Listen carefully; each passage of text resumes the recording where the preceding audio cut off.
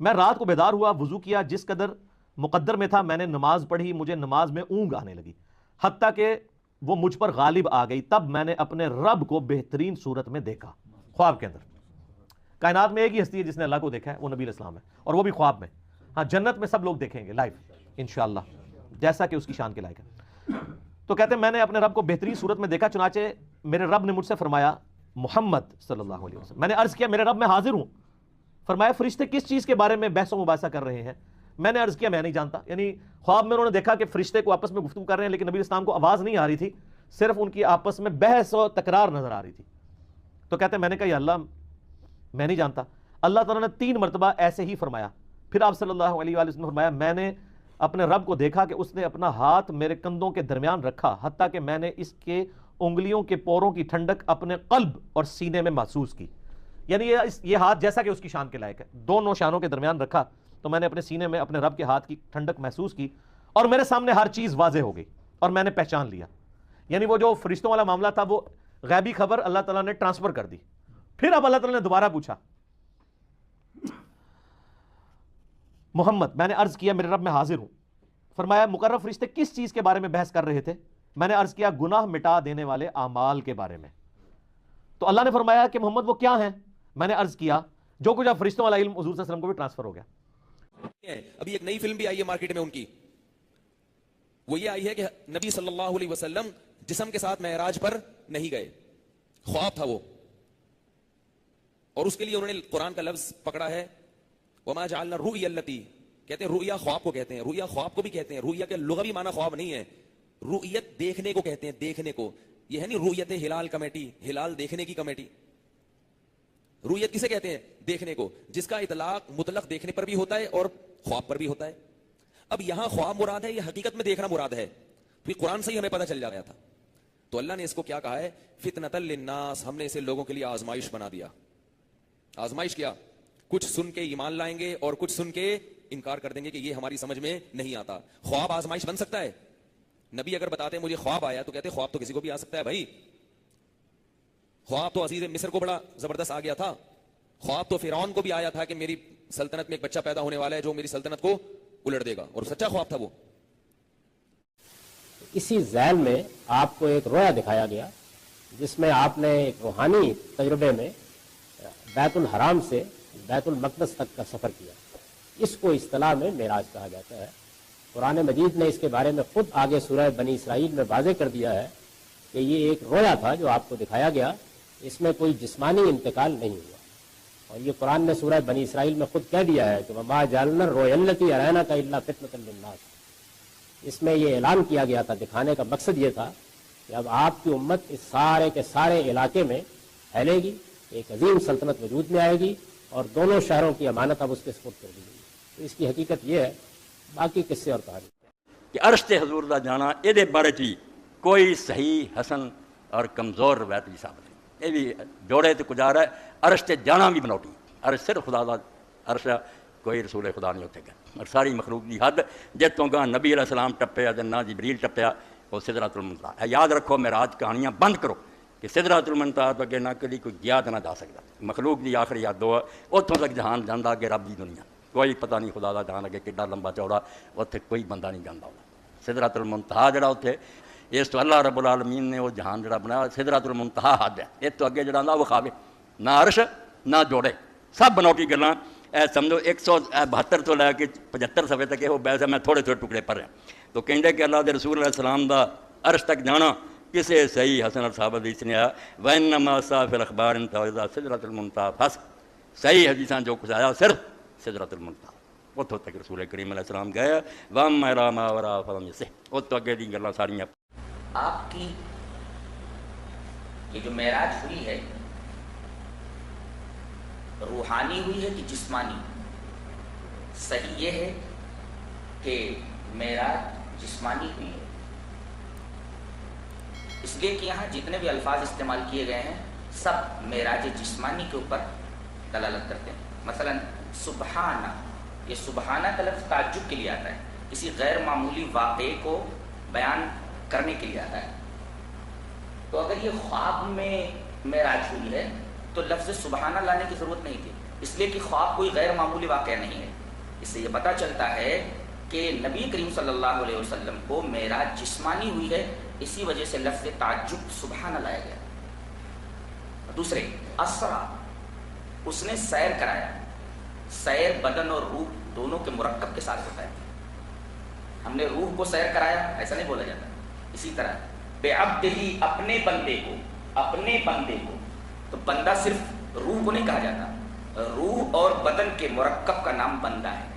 تو یہ لفظ عبد بھی دلیل ہے اس بات کی کہ آپ کو معراج جسمانی ہوئی. اور من المسجد الحرام الى المسجد الاقصى، یہ جو زمین سے زمین کا سفر ہے، اگر یہ خواب کی حالت ہوتی تو ایسا کہنے کی ضرورت نہیں تھی یہاں سے وہاں تک، اس لیے کہ خواب میں تو آدمی کہیں بھی جا سکتا ہے. گویا آپ کے معراج جسمانی کے اوپر ابن حزم نے جو اجماع نقل کیا ہے وہ بالکل درست ہے. ابن حزم نے کہا کہ آپ کے معراج جسمانی کے اوپر اجماع ہے، کسی کا اختلاف نہیں، اجماع ہے اس کے اوپر. یہ معراج کب ہوئی؟ نبی کریم صلی اللہ علیہ وسلم جب مکہ سے ہجرت کر کے مدینہ تشریف لائے تو ہجرت سے ایک سال پہلے یہ معراج کا واقعہ رونما ہوا.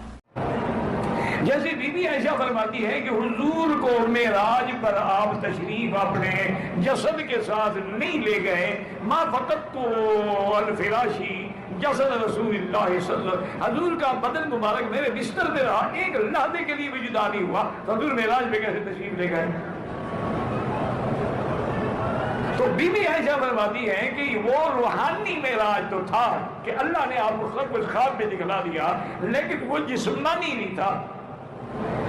اب بی بی عائشہ مخالف ہے اور جمہور صحابہ اور قرآن کہتا ہے کہ نہیں، حضور خود کے اسرا بعبدہ ہی، اور عبد کا اطلاق یہ ہوتا ہے روح الجسد معنی ہوتا ہے، صرف روح میں نہیں ہوتا. سارے قرآن میں دیکھ لیں جہاں بھی عبد کا لفظ ہوگا مراد ہوگا انسان. انہ لما قام عبد اللہ وعباد الرحمن الذین یمشون علی الارض حولا. حضرت عیسیٰ نے بھی کہا تھا انی عبد اللہ آتانی الکتاب وجعلنی نبیا. تو اب سارے صحابہ کہتے ہیں نہیں، معراج جسمانی یا حضور اپنے جسم مبارک اور جاگتے میں گئے ہیں. اچھا، حضرت معاویہ بھی قائل نہیں ہے. اب محدثین نے ان کو جمع کیا کہ بی بی عائشہ کوئی چھوٹی شخصیت تو نہیں ہے نا، وہ بھی تو صدیقہ ہے، بنت صدیق ہے، امہات المومنین ہے، اور حضور نے فرمایا نصف دین تم عائشہ سے سیکھ سکتے ہو. اتنی بڑی عالمہ ہے، ذکیہ ہے. تو اس کے اب علماء نے جمع کیا. سمجھو جمع کرنے کا معنی. انہوں نے کہا اصل بات یہ ہے کہ حضور کو معراج ہوا ہے ہجرت سے 2 سال پہلے، اور بی بی عائشہ تو بیوی نہیں بنی تھی. بی بی عائشہ بیوی بنی ہجرت کے 2 سال بعد. تو حضور آپ کے بستر پہ کیسے لیٹے ہوئے تھے؟ تو اس لیے معلوم ہوتا ہے وہ کوئی اور معراج ہے جس کا بی بی عائشہ ذکر کر رہی ہے. حضرت معاویہ اس وقت مسلمان ہی نہیں تھے جب حضور کو معراج ہوا ہے. آپ تو اسلام لائے فتح مکہ کے موقع پر. تو اس لیے ان صحابہ کی حدیث زیادہ قوی ہے جو موجود تھے. تو انہوں نے جمع کر دیا کہ معاویہ بھی سچا، بی بی عائشہ بھی سچی، اور باقی صحابہ. اب اگر قرآن میں ہوتا سبحان الذی اسری بنبی، یہی تو مولوی لوگ کہتے ہیں کہ نبی کے لیے جسم ضروری نہیں، نبی کے لیے جسم ضروری نہیں. آدم سے پہلے نبی تھے نا، ہو سکتا ہے ایسے ہی گئے ہوں. اللہ ان نادانوں کی نادانی کا بہتر جاننے والا ہے. اس لیے میں یہاں نبی یہی کہوں گا نہیں کہ تم منہ کھولو. بے عبد ہی، اور عبد ہوتا ہے جب روح اور جسم اکٹھا ہو. اگر دونوں الگ ہو جائیں تو نہ روح کو کوئی عبد کہے گا نہ جسم کو کوئی عبد کہے گا، دونوں مل جائیں تو عبد. تو لے جا رہا ہوں میں نبی کو، رسول کو، لیکن پوزیشن یہ ہے کہ وہ عبد کی حیثیت سے جا رہے ہیں، اور عبد کے لیے جسم ضروری ہے. تو یہ معراج جسمانی ہو رہی ہے. جسمانی معراج پر دوسرا اشارہ، حضور صلی اللہ تعالی علیہ وسلم جب چلے تو اکیلے تھے؟ نہیں، اکیلے نہیں تھے، 2 تھے، ایک اور ساتھ میں تھے، بڑی عظیم ہستی، وہ بھی ساتھ میں. جیسے ہی سدرا پہ پہنچے، sorry you go alone, I can't cross the line, otherwise I will be burned. فروغ تجلی بسوزت پرم، میرے پر جل جائیں گے. This is my limit. اب اگر حضور جسم کے ساتھ نہ گئے ہوتے تو آگ لگنے کی بات کہاں سے نکلتی؟ جلووں سے جل جانے کی بات کہاں نکلتی؟ اور یہ بھی میں ملک ہوں، میں جل جاؤں گا، آپ مجھ سے اوپر ہیں، آپ نہیں جلیں گے۔ یا اس کو اور ایزی بناؤں، اب کافروں کو ٹیسٹ لینے کا کوئی موقع تو دیا جائے، ان کو کراس کوسچن کا اپرچونٹی تو دو۔ تو میں گیا تھا فیجی تک اور میں بولا گیا ہوں ہالینڈ تک۔ کیوں؟ کیونکہ آپ ہالینڈ کو جانتے ہو، ایمسٹرڈم آپ دیکھ چکے ہو، روٹرڈم آپ کی نظر میں ہے، ڈن ہاگ آپ کی نالج میں ہے۔ میں نے کہا میں ہالینڈ گیا، تم نے سوال شروع کیا ڈن ہاگ کیسا ہے، ایمسٹرڈم کا کینل کیسا ہے، روٹرڈم کی مسجد بلال کیسی ہے۔ لیکن میں بولوں میں فیجی گیا، تو فیجی تو تیرا باپ بھی نہیں گیا، تو کوشچن کیا کرے گا فیجی کے بارے میں؟ تو اگر اللہ یہ کہتا میرا ابھی مسجد اقصی سے لامکہ تک آیا تو کافر کوشچن کیا کرتے؟ لامکہ کی نالج کسی کو نہیں۔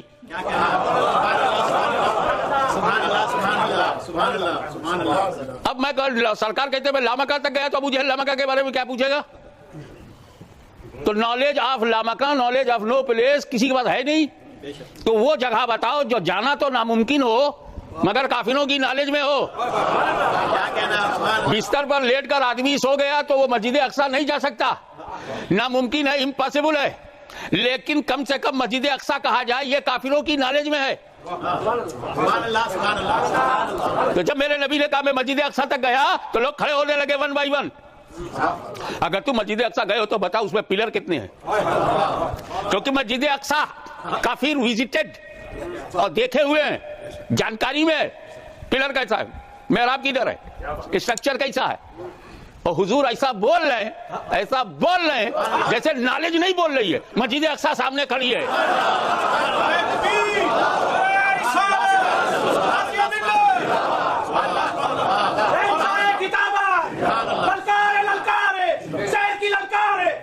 اس لیے مسجد اقصی کہا گیا کہ امپاسبل جتنا لامکہ میں جانا ہے اتنا ہی امپاسبل لیٹے لیٹے مسجد اقصی جانا ہے، اور اگر مسجد اقصی امپاسبل نہیں ہے تو پھر لامکہ بھی امپاسبل نہیں ہے۔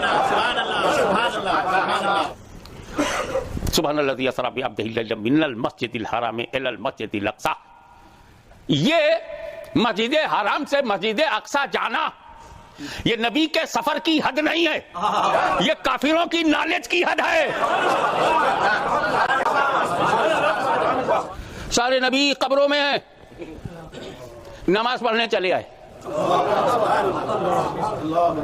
نماز مردوں کے لیے ہوتی ہی نہیں۔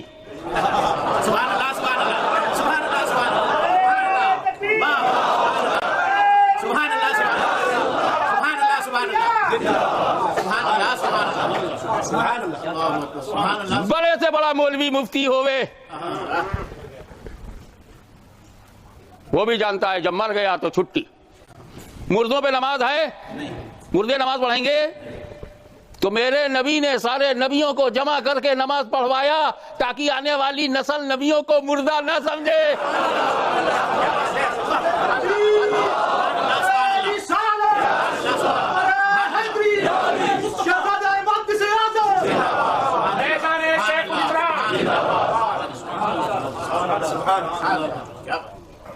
انبیاء پیچھے کھڑے ہیں، آگے مصطفیٰ ہیں۔ نبیوں نے اپنے کو نبی کے پیچھے رکھا تاکہ آنے والی نسلیں آگے بڑھنے کا سپنا نہ دیکھیں۔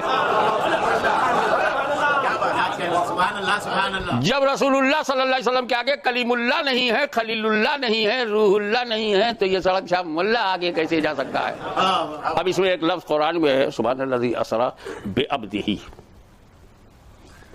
بے نبی یہی نہیں ہے، سبحان الذی اسری بنبی یہی، پاک ہے وہ ذات جو لے گئی اپنے نبی کو راتوں رات مسجد حرم سے مسجد اقصی تک، لفظ نبی نہیں ہے، بے عبد ہی، وائی ناٹ بے نبی یہی۔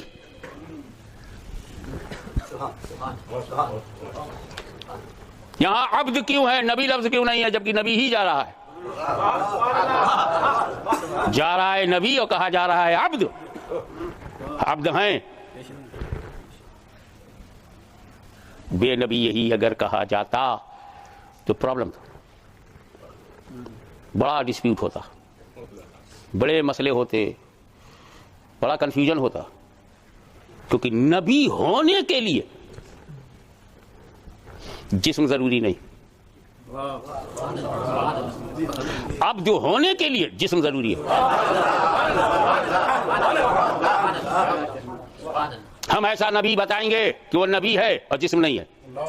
تم ایک بندہ ایسا بتا دو کہ بندہ ہے اور جسم نہیں ہے. وہ نبی جو بغیر جسم کے نبی ہے اس کی پوزیشن سب سنو. کن تو نبی ہوں, وعدہ بین الماء والطین, I was prophet. And Adam alayhi salam, what about Adam? Between water and soil. The holy prophet is prophet before Adam. Kunto, I was, میں تھا, نبیوں, clear cut word ہے نبی. وَآدَمُ بَيْنَ الْمَاءِ وَالطِّينِ, آدم پانی اور مٹی کے درمیان. آدم علیہ السلام was not completed. I was prophet. اب دنیا کا پہلا آدمی کون ہے؟ آدم علیہ السلام. First man of the world Adam سے پہلے کوئی آدمی ہے؟ نہیں. آدم سے پہلے کوئی انسان؟ آدم سے پہلے کوئی بشر ہے؟ آدم اسی لیے ابو البشر ہے, بشر کا باپ. سمجھ رہے ہیں آپ کہ آدم سے پہلے کوئی آدمی نہیں ہے, فرسٹ مین ہے. آدم سے پہلے کوئی آدمی نہیں, آدم سے پہلے کوئی بشر نہیں, آدم سے پہلے کوئی انسان نہیں. حضور کہتے ہیں میں آدم سے پہلے نبی ہوں. تو میرا نبی آدمیت سے پہلے نبی, بشریت سے پہلے نبی, انسانیت سے پہلے نبی. اور جب انسانیت سے پہلے تو انسان کیسے ہوگا؟ بشریت سے پہلے تو بشر کیسے ہوگا؟ آدمیت سے پہلے تو آدمی کیسے ہوگا؟ اب بات کلیئر ہو رہی ہے. حکم نبوت کے لیے, نبی ہونے کے لیے بات, ٹو بی پروفٹ. حکم نبوت کے لیے بشریت ضروری نہیں, اعلان نبوت کے لیے بشریت ضروری ہے. اعلان نبوت کے لیے ضروری ہے. جب تمہیں اعلان کے لیے نہیں بھیجا جائے گا تو تمہیں بشری نہیں بنایا جائے گا. ایک نور ہے جو چل رہا ہے, آدم سے پہلے چلا, آدم میں گیا, آدم سے شیش میں آیا, ابراہیم میں آیا, اسماعیل میں آیا. بشر وہ تب بناؤں گا جب اعلان کے لیے بھیجوں گا. کیونکہ بشر کی اصلاح کرنی ہے تو بشر کے یونیفارم میں آؤ, آدمی کو راستہ دکھانا ہے تو آدمی کے لباس میں آؤ.